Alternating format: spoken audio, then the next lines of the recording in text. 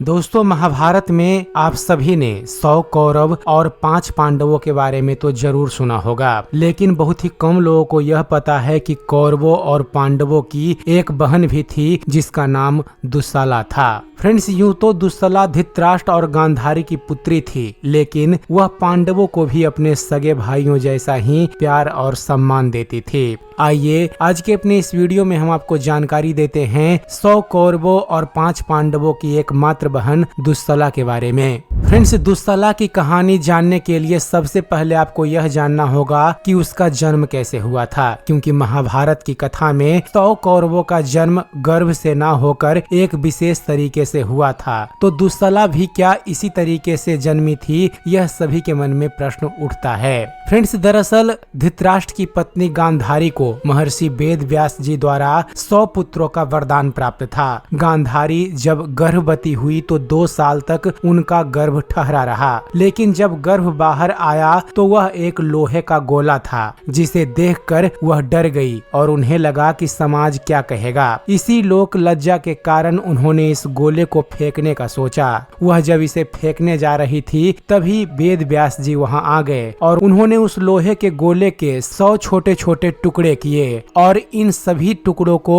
100 अलग अलग मटकियों में रख दिया। कुछ समय बाद इन मटकियों में से 100 कौरवों का जन्म हुआ। लेकिन फिर सवाल उठता है कि दुस्साला कहां से आई? तो दरअसल ऐसा कहा जाता है कि वेद व्यास जी ने जब उस लौह के गोले के टुकड़े किए थे तो 100 टुकड़ों के बाद एक टुकड़ा बच गया था और इसी बचे टुकड़े से जन्म हुआ था कौरवों की बहन दुस्साला का। इकलौती बहन होने के कारण उसे बचपन से ही बहुत ही प्यार और दुलार से रखा गया। उसे सभी तरह की सुख सुविधाएं मिली हुई थी, लेकिन विवाह के बाद से उसके दुख शुरू हो गए। दुस्साला का विवाह सिंधु के राजा जयद्रथ के साथ हुआ। जयद्रथ यूं तो सूरवीर राजा था, लेकिन वह अपने दोहरे व्यक्तित्व के लिए जाना जाता था। कभी तो वह दुस्साला से अच्छा व्यवहार करता तो कभी उसे प्रताड़ित करता। दुस्साला यूं तो इतने बड़े राज्य की राजकुमारी थी, लेकिन वह अपने पति से कुछ नहीं कह पाती थी। जयद्रथ ने अपनी सीमाएं तब लांघ दी फ्रेंड्स, जब उसने द्रौपदी का अपहरण किया। उसके इस कृत्य से गुस्से में आए पांडव जयद्रथ का वध करने के लिए निकल पड़े। पांडवों ने जयद्रथ को सजा देने के लिए उसका सिर धड़ से अलग करने का निर्णय किया, लेकिन द्रौपदी बीच में आ गई। द्रौपदी ने पांडवों से कहा कि वह उनकी इकलौती बहन दुस्साला का सुहाग है और उनकी इस सजा से दुस्साला बहुत आहत होगी। पांडवों ने द्रौपदी की बात मानकर जयद्रथ को मारा तो नहीं, लेकिन अपनी पत्नी के अपमान का बदला लेने के लिए उन्होंने जयद्रथ को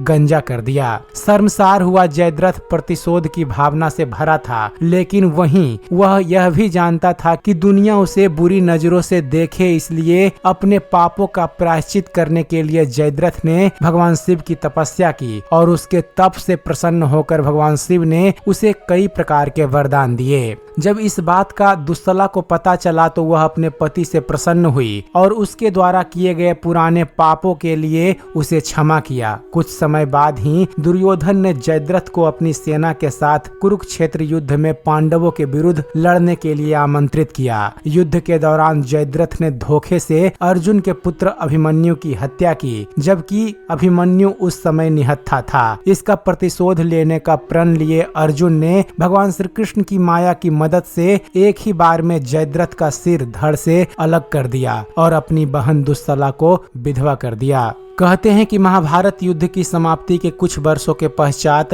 अश्वमेध यज्ञ हेतु अर्जुन गलती से सिंधु राज्य में प्रवेश कर गए। उस समय दुस्साला का पुत्र सिंधु राज्य पर शासन कर रहा था। अपने पिता के हत्यारे अर्जुन के राज्य आने की खबर सुन दुस्साला का पुत्र भय से ही अपने प्राण त्याग बैठा था। पहले पति और फिर पुत्र के वियोग में दुस्साला अर्जुन के समक्ष विलाप करने लगी और अर्जुन से विनती करने लगी कि उसके वंश को बचा लें। समाधान हेतु अर्जुन ने दुस्साला के पौत्र को राज्य की गद्दी पर बैठाया और पूर्ण सम्मान के साथ सिंधु राज्य का उसे राजा बनाया। इस प्रकार कौरवों और पांडवों की इकलौती बहन होने के बाद भी दुस्साला को कभी सुख का जीवन जीने को नहीं मिला। पहले वो अपने पति द्वारा प्रताड़ित हुई, फिर फिर विधवा हुई और फिर अपने बेटे को भी खो दिया। तो दोस्तों यह थी महाभारत की एक अनसुनी पात्र 100 कौरवों और 5 पांडवों की इकलौती बहन दुस्सला की कहानी। उम्मीद करते हैं फ्रेंड्स आप सभी को हमारा ये वीडियो पसंद आया होगा। वीडियो पसंद आया हो तो वीडियो को लाइक और शेयर करना मत भूलिएगा और ऐसे ही ज्ञानवर्धक वीडियो देखते रहने के लिए आप हमारे इस चैनल ज्ञान मंथन को सब्सक्राइब जरूर कीजिएगा। आप हमारे इस चैनल को सब्सक्राइब कीजिए और देखते रहिए,